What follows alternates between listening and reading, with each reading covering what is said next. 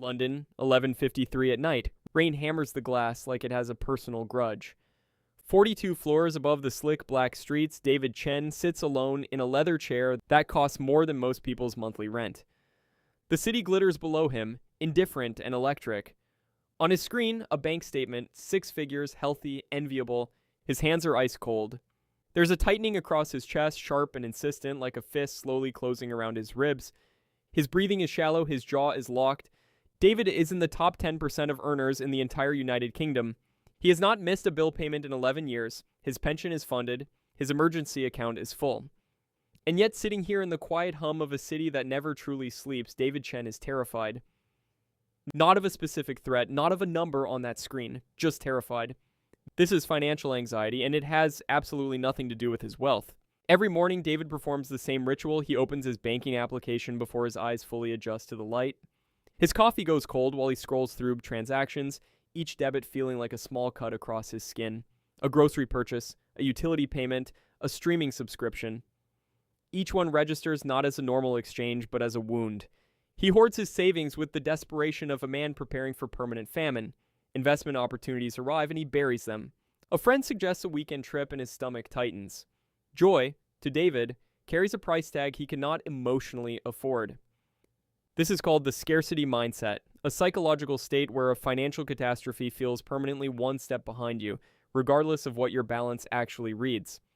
And here's the critical truth. David's suffering has absolutely nothing to do with his bank balance. It has everything to do with a deeply embedded glitch running silently inside his own biology, hijacking every financial decision he makes. Here is the uncomfortable truth. David's suffering is not a character flaw. It is not weakness, irresponsibility, or poor discipline. His brain is running a survival program that was written hundreds of thousands of years ago, designed for a world where resources were genuinely finite, where losing your food supply meant death before sunrise.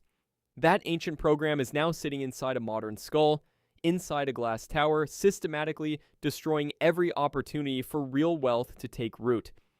And here's what makes this story worth telling. David is not trapped forever.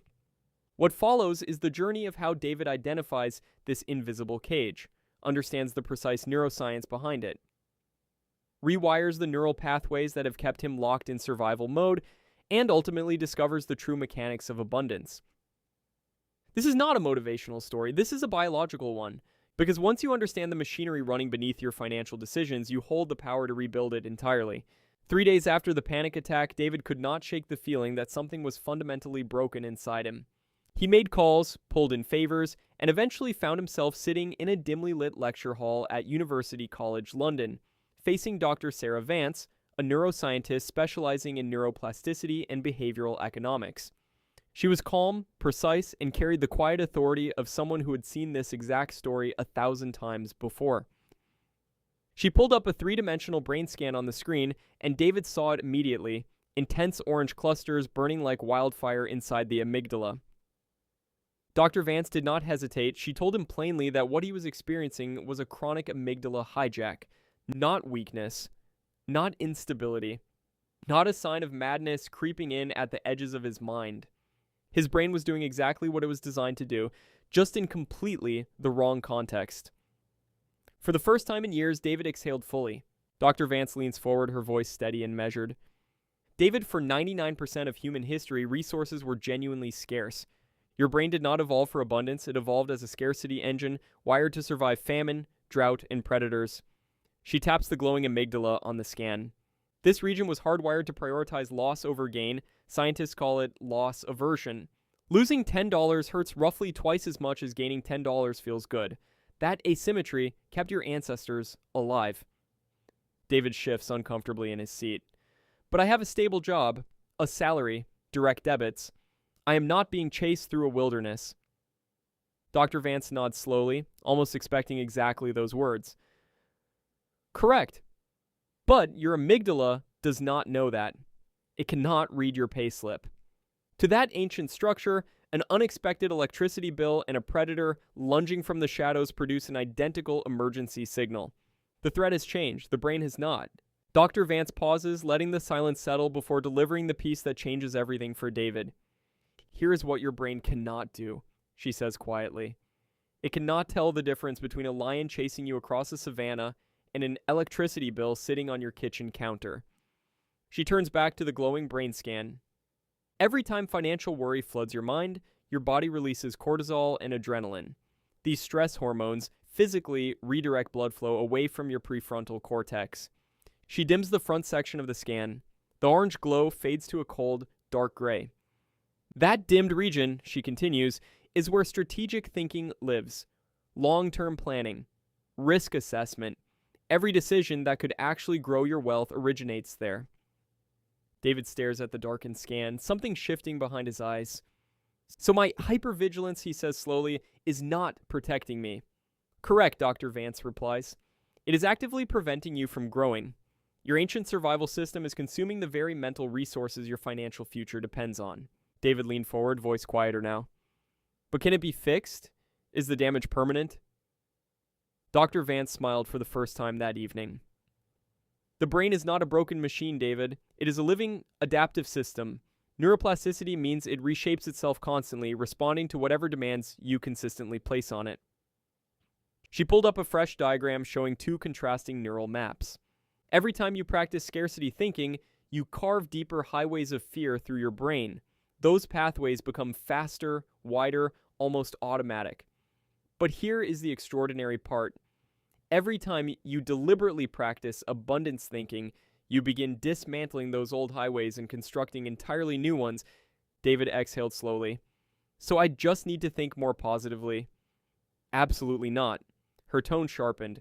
Wishful thinking changes nothing neurologically. What changes the brain is deliberate, systematic, repeated rewiring, specific protocols, consistent practice, intentional reprogramming. She closed her laptop. What comes next is not inspiration, it is neuroscience applied with precision. Dr. Vance leans forward and says something unexpected. She tells David that before he rewires anything, he must first understand what the scarcity mindset costs a person across an entire lifetime. She hands him a single recommendation: study history. That night, David sits alone in his flat, cracking open a worn text on ancient Babylonian economics. The rain still hammers the window. Within minutes, his mind drifts into the pages, and the gray London night dissolves into something ancient and alive. He is standing in a marketplace thick with cumin, cedar, and camel dust. Merchants shout across narrow stone corridors. Gold catches the desert sun. And there, crouched behind a modest stall, is a man named Joseph. Joseph is not poor. He has silver. Considerable silver. But every coin terrifies him. He trusts no one, invests in nothing, and every night buries his earnings deep inside a cold iron box beneath his floor, convinced that ruin is always one sunrise away. Standing just across the marketplace, Marcus could not have been more different from Joseph. Where Joseph clutched every coin like a drowning man gripping driftwood, Marcus held money loosely, deliberately, like a farmer holding seed before planting season. Every coin, in his philosophy, was not an end but a beginning. Marcus poured silver into high-risk shipping vessels crossing unpredictable Mediterranean waters. He purchased premium spices and rare textiles specifically to attract wealthy clients who spent generously and returned loyally. He spent mornings mentoring young traders not out of charity, but out of strategic intelligence, building a living network of alliances that multiplied his reach across every district of Babylon. Joseph looked at the marketplace and saw a hostile desert, brutal and unforgiving, where survival demanded walls and locks and silence. Marcus looked at that same marketplace and saw an infinite ocean, restless, generous, and filled with endless waves of opportunity. That single difference in perception shaped every single decision Marcus ever made. The drought hit Babylon like a slow execution. Wells dried, caravans stopped, markets emptied. Joseph locked his gates, counted his buried silver, obsessively, and trusted no one. He survived physically, yes, but his business withered without partnerships or fresh capital. His mind fractured under the silence and suspicion. He had silver and nothing else. Marcus lost 2 cargo ships in the chaos. 2. By any measure, a catastrophe. But his network of merchants sent emergency stock. He sold premium goods to the nobility at extraordinary prices. Then, while others collapsed, he walked calmly through the ruins and purchased bankrupt merchants' assets for almost nothing. The drought made Marcus wealthier. David closed the book slowly. His hands were trembling slightly. He had been reading about ancient Babylon, but he had been reading about himself. every hoarded coin, every refused opportunity, every locked gate. He had been Joseph his entire adult life, burying silver underground while men like Marcus were out there leveraging the entire ocean. David returned to Dr. Vance's lecture hall the following week, carrying the weight of his Babylonian revelation. He now understood the pattern, but understanding a cage and escaping it are entirely different things. Dr. Vance dimmed the lights and pulled up a new diagram, this time focusing on the brainstem. She pointed to a small, dense cluster of neurons and said, "Meet your reticular activating system, your RIS." She explained that every single second, your senses absorb approximately 11 million data points simultaneously. Sounds, textures, temperatures, peripheral movements, background conversations. Yet consciously you process roughly 40. Your RAS is the gatekeeper deciding which 40 make it through. David leaned forward. So it filters reality itself? Precisely, she replied. And here's where it becomes extraordinary. The RAS does not choose randomly. It takes direct instructions from whatever you consistently focus on, whatever dominates your daily mental input. You are not passively experiencing reality. You are actively programming which version of reality your brain allows you to see. Dr. Vance leans forward and connects everything directly to David's daily habits. She points out that his morning ritual of doom scrolling through headlines about inflation, mass layoffs, and economic collapse is not passive entertainment. It is explicit biological programming. Every headline he consumes is a direct instruction delivered to his reticular activating system, telling it precisely what to prioritize. And his RAS obeys perfectly, highlighting every obstacle, every risk, every reason to stay frozen. Meanwhile, it quietly screens out the venture capitalist mentioned at last Thursday's dinner, the undervalued real estate listing 2 streets from his office, and the emerging digital market his colleague referenced in passing. David sits completely still. He recognizes himself in every single word, not partially, not vaguely, but completely and uncomfortably. He thinks about the hours spent consuming financial catastrophe disguised as information. He nods slowly and commits to implementing what Dr. Vance calls the selective filter protocol, a deliberate, systematic reprogramming of what his brain is instructed to find. David did not ease into the change. He executed it like a surgical strike. On a Tuesday evening, he deleted every sensationalist news application from his phone. Gone were the inflation panic headlines, the recession countdown clocks, the breathless layoff trackers. He walked into the office the next morning and quietly removed himself from every group chat filled with colleagues trading financial horror stories over lukewarm coffee.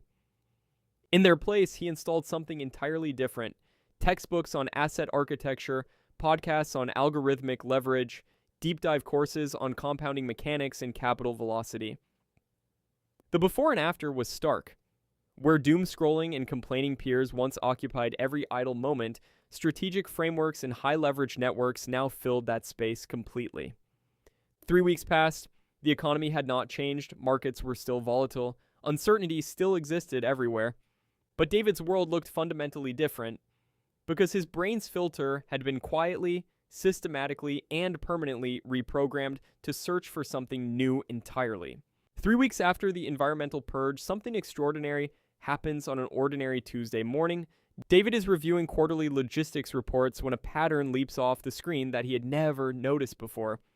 The company's regional supply chain contains a staggering inefficiency, a redundant distribution loop across 4 European hubs burning approximately £3 million annually in unnecessary transit costs. His hands stop moving. In his old scarcity state, that observation would have dissolved instantly. His amygdala would have whispered warnings about rocking the boat, upsetting senior management, and risking his position. He would have turned the page and forgotten it entirely. But something is different now. Blood is flowing freely to his prefrontal cortex again. The strategic thinking center of his brain, dormant for years under cortisol flooding, is finally online. David opens a blank spreadsheet and begins calculating. This is not luck. This is neuroscience made visible. His rewired RAS, now programmed to hunt for opportunity rather than catastrophe, has surfaced exactly what it was trained to find. The passive, frightened observer has vanished. A strategic architect has taken his place. Dr. Vance leans forward and tells David that understanding the problem is only half the battle. Now comes the rewiring. She introduces the first of 3 strict neurological protocols, calling it flipping the script on velocity. She explains that the word currency traces back to the Latin word currere, meaning to flow. Money is not a static object to be clutched. It is energy in motion, and treating it like something to be hoarded violates its fundamental nature. David's instinct to grip every outgoing payment as a personal wound is neurologically reinforcing his scarcity loop. The protocol is precise. The next time David pays his premium rent, he does not grit his teeth. He stops, breathes deeply, and deliberately scans his high-leverage environment, the location, the network access, the professional proximity it provides. Then he forces himself to feel genuine gratitude for the value flowing into his life. Not the money leaving his account, but the immense return entering through every other door. The brain, Dr. Vance explains, cannot sustain fear and gratitude simultaneously. The second protocol Dr. Vance prescribes is called the micro-deployment habit, and it targets the deepest layer of David's scarcity wiring, the compulsive hoarding of cash, while inflation silently devours it. David sets up an automated system that deploys a fixed percentage of his income every Monday, splitting it between index funds and high-upside digital assets. No manual decisions, no hesitation windows, just consistent scheduled deployment. The first week, his amygdala fires like an alarm. His fingers hover over the cancel button. Every instinct screams to pull the money back to safety. He resists. He repeats the mantra Dr. Vance gave him: I do not accumulate cash, I deploy capital. The second week is slightly quieter. The third, quieter still. Over months, something remarkable happens. The emotional charge around investing begins to fade. His brain, exposed repeatedly to calculated risk without catastrophe, begins rewiring. Measured deployment stops feeling like danger and starts feeling like discipline, like breathing, like a completely natural state of being. The third protocol Dr. Vance assigns David is called the expansive pie metric, and it targets something far more corrosive than fear. It targets envy. Every time a colleague receives a promotion or a peer crosses a financial milestone, David feels a quiet, acidic sting, as though their gain physically shrinks his portion. Dr. Vance identifies this as the zero-sum illusion, a scarcity-driven distortion that treats success like a finite pie with limited slices. She instructs David to dismantle this belief immediately and permanently. The protocol is straightforward, but demanding. Every time a peer achieves something significant, David must reach out, congratulate them sincerely, and then study their methodology with genuine curiosity. He must reprogram his interpretation of their success from threat to evidence. Evidence that the market is alive, functional, and abundant. Evidence that the ceiling does not exist. Gradually, the envy dissolves. Where David once saw rivals, he now sees proof. Proof that there is more than enough room for everyone willing to think expansively. 6 months later, David stands on the 42nd floor again. The rain still streaks the glass, but everything else has changed. Over the preceding weeks, he quietly built a comprehensive algorithmic optimization strategy around the logistics inefficiency his rewired brain had finally allowed him to see. No frantic emails, no trembling memos, just methodical, strategic construction rooted in abundance thinking.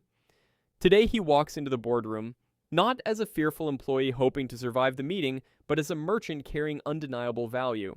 His voice is measured, his data is airtight, and his posture radiates the calm confidence of someone who genuinely believes in what he is offering. The board accepts the plan unanimously. They create an entirely new global operations division and place David at its helm. The equity incentives attached to his new role quadruple his net worth overnight. Standing at the window afterward, London glittering below, David exhales slowly. The merchant Marcus would recognize this moment completely. But here's the truth the numbers never tell. David glances at his bank app, and yes, the figures are larger, dramatically so, but that is not what stops him in his tracks. What stops him is the silence inside his own chest. His breathing is deep and rhythmic, slow like a man who owns his time. His palms are warm. No tightening, no cold sweat, no phantom predator circling his thoughts.